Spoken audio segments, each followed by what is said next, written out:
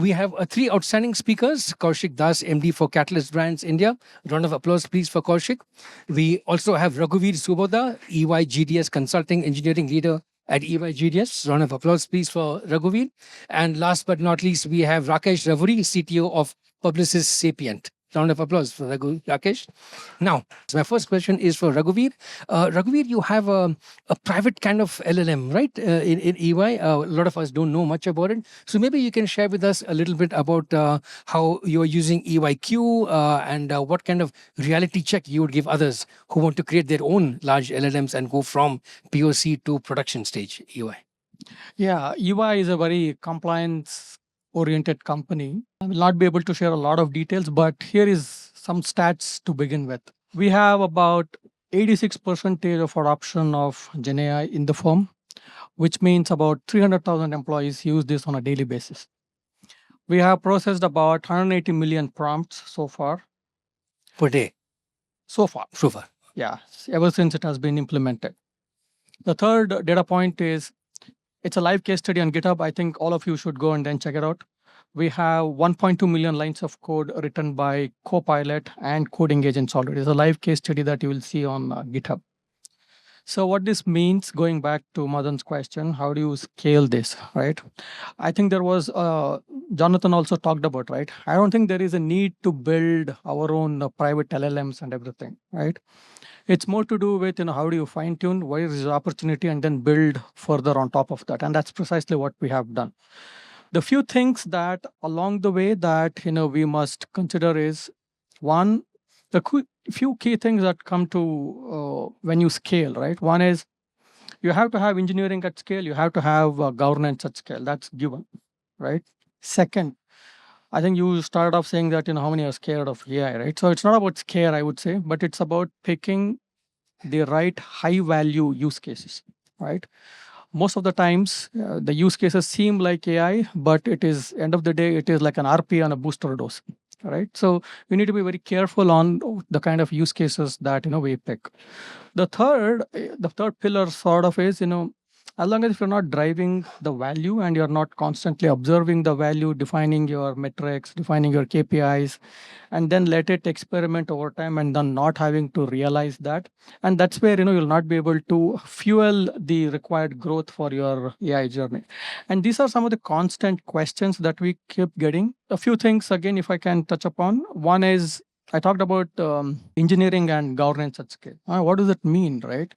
Engineering is all about setting up your could be AI hub, your marketplace, drive standardizations through that. Don't let too many experiments spoil the program, right? So that's how you standardize things. Second, implement controls, guardrails, evaluations upfront, right? So don't let it be the second choice, right? Most of the times, these are taken as, a fallback setting, or, let's consider it later. Let's go through the demo types, right? So bake these things as a part of your engineering and governance practice. That's a few ways that, you can scale the AI programs. Great. We'll come back to the issue of guardrails a bit later.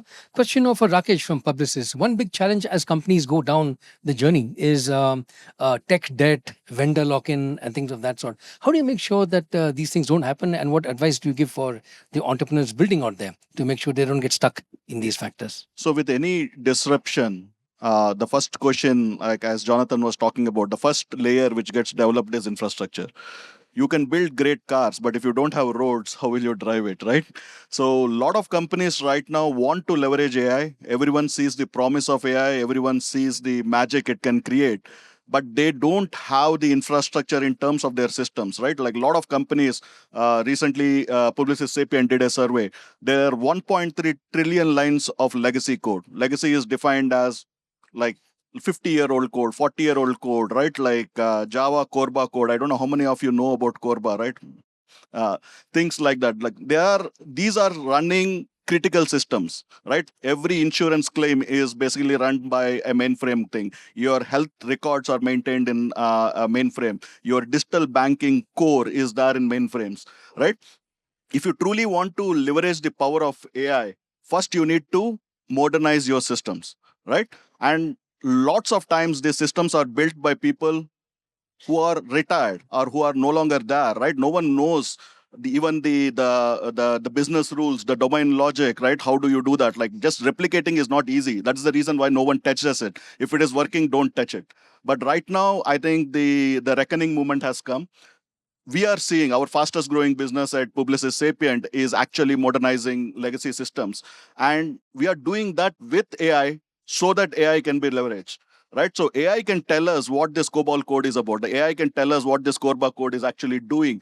And it can actually figure out like the loopholes, the security problems, the compliance problems which have got accumulated over decades into the code. And the companies can truly go into the next thing. So it is not about vibe coding an app, right? That is great for your ideas to come to life and you can see it. But the actual value which big enterprises see is if you can take my 50-year-old code or 40-year-old code, convert that into a modern application so that I can add AI features which the customers are asking me, right? Like everyone wants like a now an search which basically tells understands your intent rather than selecting a facets, right?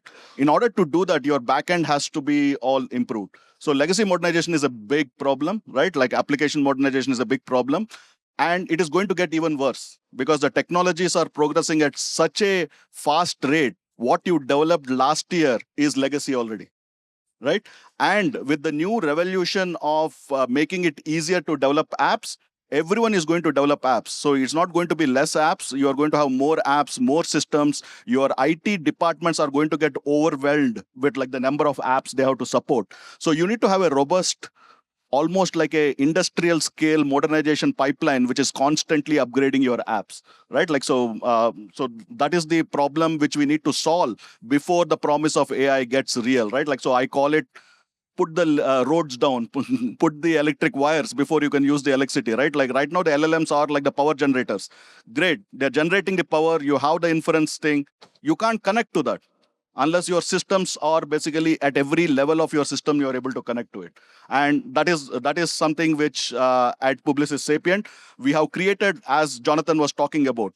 The true power of AI is that in the application layer. So we are sort of shifting from a being a people-based business to a products plus people-based business. You must have seen the first day our global delivery officer talked about how we are adopting the Iron Man model, right? Like it is like Tony Stark plus the Iron Man suit, which makes it happen, right? Like it can't be just AI or it can't be just people. It has to be a combination.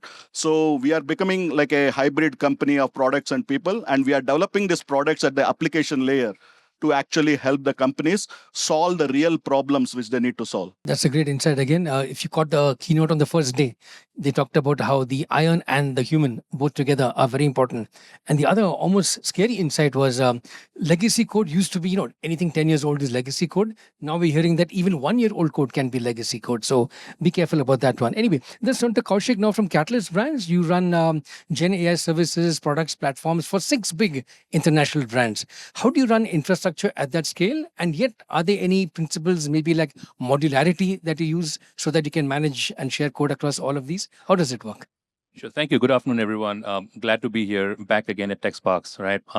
Look, the journey for us to the 6 brands is very nascent, right? I mean, we used to be known as, for a big part of the time in this space, as JCPenney. And now JCPenney is a subset of Catalyst brands, with we having, 5 other iconic and lifestyle brands in the portfolio.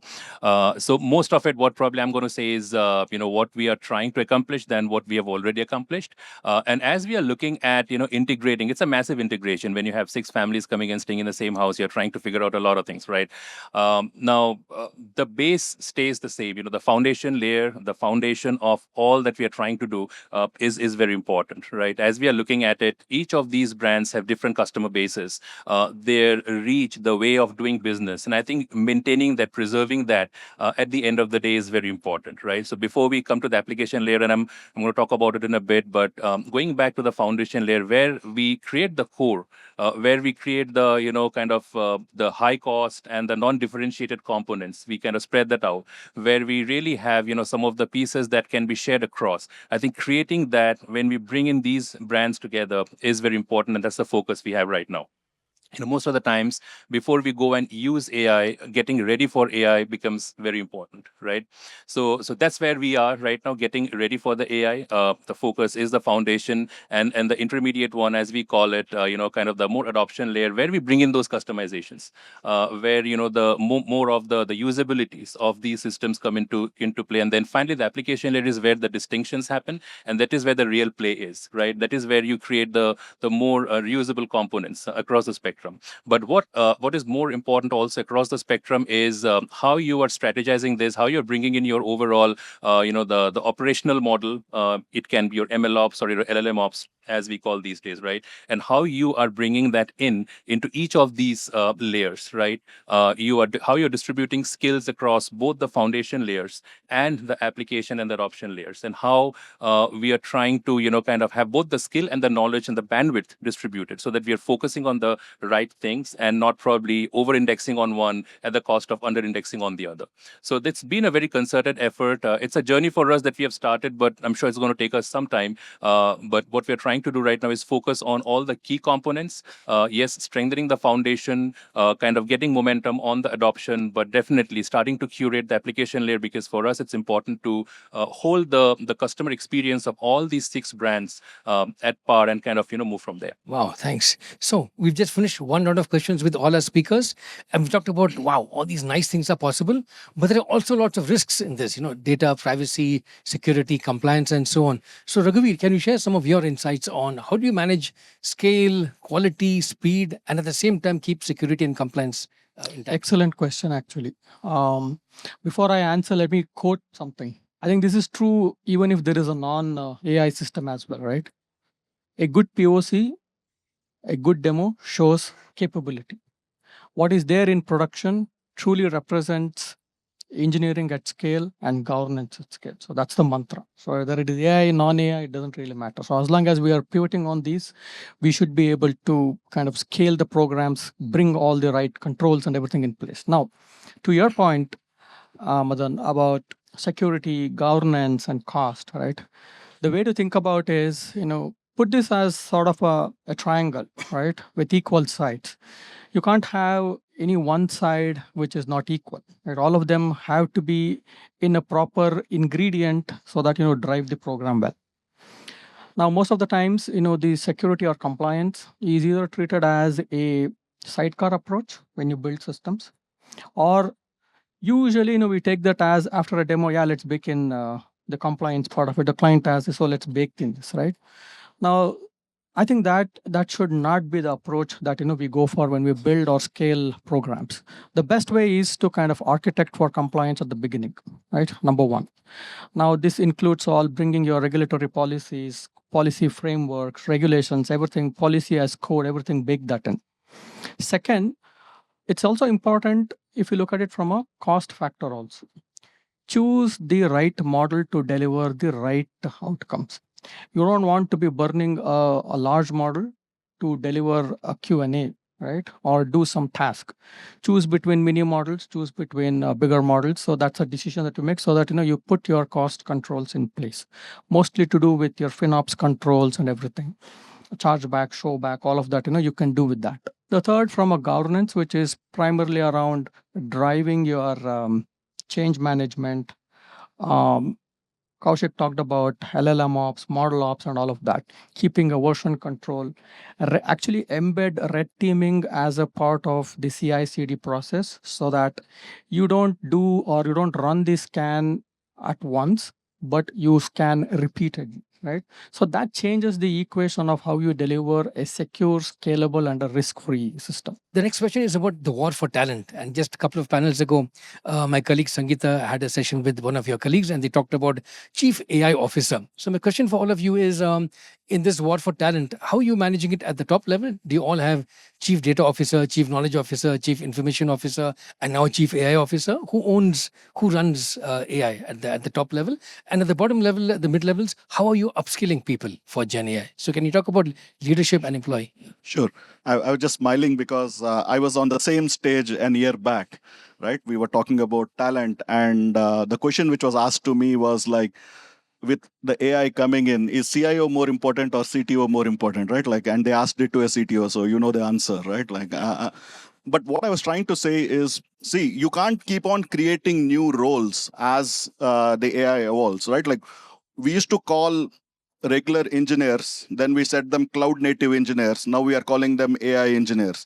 The same way leadership also has to evolve, right? Like, you can't have a CIO, CTO, and now an AI officer or something like that. Yes, their focus can be sort of focused. Like, okay, now as a CTO, your main thing, like for example, I'll take my own example.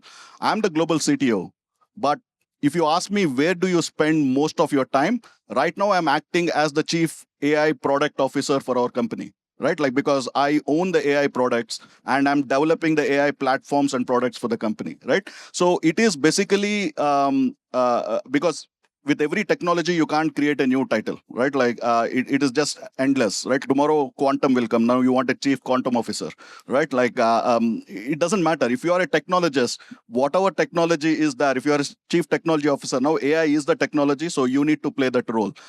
Having said that, there are specific things which Raghu attributed to, right? Like, in terms of, like, there are, like, you need to understand the concepts of red teams, right? Like, you need to understand the specific implications of that. You require specialized roles and skills to manage AI, govern AI, and all those things.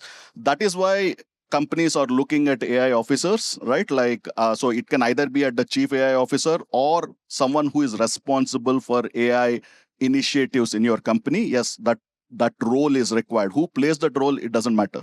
Raghuveer. No, 100%. I agree to what Rakesh said, right? So I think it's not about proliferating the number of different roles, but I think one must, at a leadership level, you must be able to wear that hat and then run these programs. That's the way to look at it, number one. Number two, I think in the previous session also talked about, it's about how we are organized, in the sense that you have this role as a chief AI officer, but you have the flexibility of the team to actually behave one like that as well, with more impetus given to them, drive their programs, drive outcomes, all of that, not having to really get into, this is my strategy, so you should execute. So I think, this kind of a technology doesn't allow us to be, sort of autocratic, if you will, right? So that's the way to look at it. Now, to your second question about, how do you bring the talent from the grounds up? I think, there was a reference made also about, learning stack, right? Learning stacks enables you to kind of train your existing employees. I think, it's not about, looking for, oh, I'm a good model developer, I'm a good backend developer, I only focus on these things. But I think, you have to look at a full stack AI, right? Starting from infrastructure, go to inference, go all the way up until your user interface layer. So that's the way to think about, how you can groom your talent while you look for specific talent from outside and all of that. But that's the nature of the game, right? So you have to do some hiring outside, at the same time, train your people to kind of groom them and then bring them to their expected levels. Yeah. Great. You got to have a learning stack. How about you? Tops down, roles not important, the responsibility is, as Rakesh was mentioning, the responsibility of someone to anchor so many different tracks that evolve in the journey of an organization to become a Gen AI enabled engine, right? And the responsibility is multi-pronged.